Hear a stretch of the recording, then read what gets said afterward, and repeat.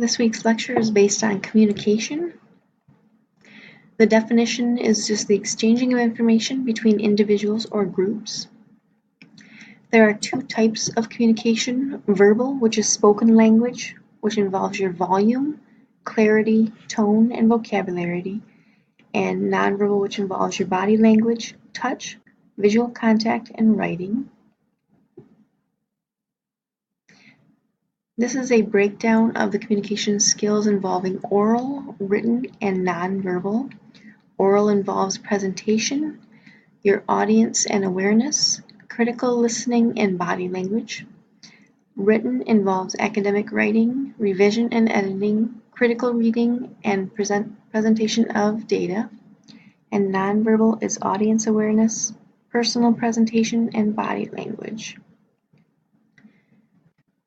Nonverbal communication also involves your attitudes, which can be aggressiveness, which involves anger or hostility, or assertiveness, which is calm, firm expression of feelings or opinions.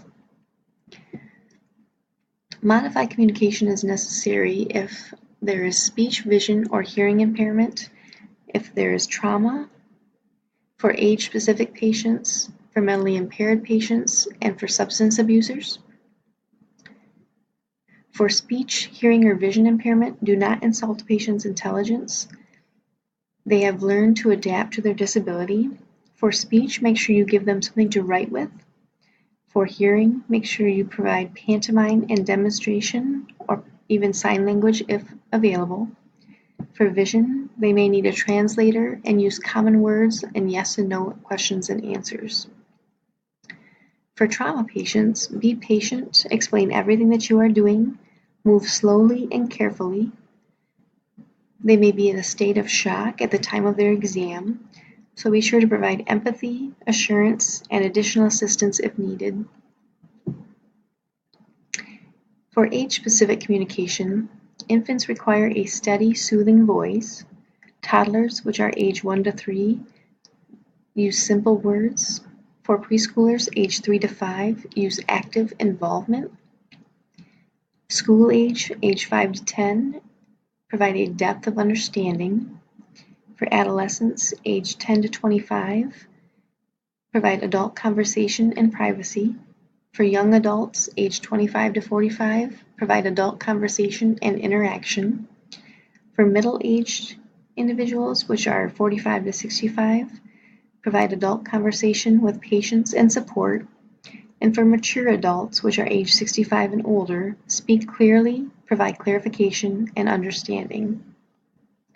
For mentally impaired patients, use a strong, reassuring voice, explain and clarify understanding, provide continuous conversation throughout the entire exam, and you may need to use immobilization techniques. For substance abusers, they cannot always be reasoned with. They may be aware of what they are doing. They may need to be restrained, or they may need to be relaxed due to being irrational or hyperactive, and they need firm direction.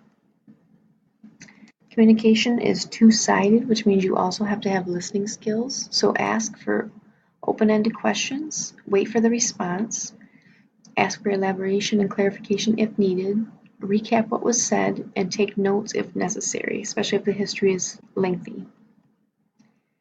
For questioning skills, provide open-ended questions, facilitation that encourages elaboration. Silence means that you are listening. Ask probing questions that provide more detail. Repetition provides clarification, and summarization verifies accuracy. When getting a patient history, you're going to go for the Sacred 7, which is localization. What is the area of interest? Chronology, quality, severity, onset, aggravating or alleviating factors, and associated manifestations. A history is critical because the radiologist does not see the patients.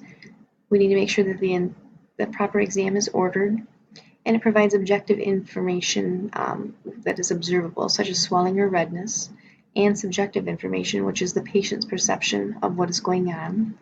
and it also aids with performing interpreting and verifying of the examination. Communication is important because if we do not communicate and we restrain someone, we can be accused of false imprisonment. If we do the exam without permission and we touch the patient, we could be responsible for assault and possibly battery.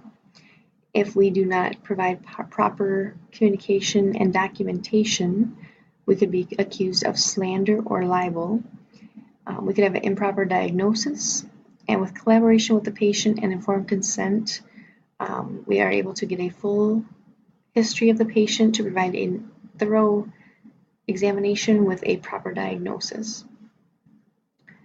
Communication is necessary for gathering a patient history, minimizing repeats, gathering informed consent, allowing for autonomy, which means that you're going to provide enough information for them to make independent decisions.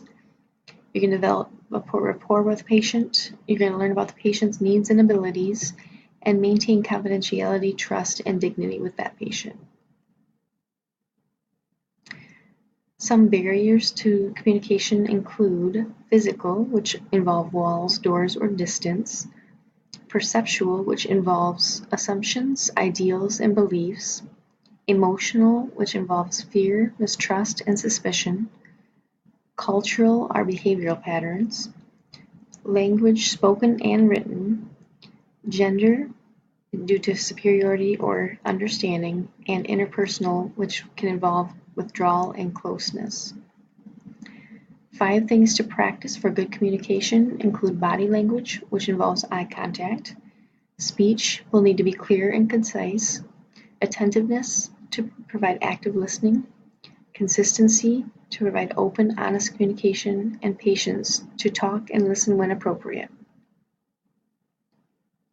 We focus on communication with patients, but we also communicate with other healthcare providers such as nurses, physicians, family members, and staff technologists. Written information involves charting, writing a patient history for interpretation, explaining why the exam is suboptimal, for continuity of care. Legibility, wording, and professionalism are key with written communication. Repeat instructions back to the physician to clarify. If you do not understand, ask, never assume.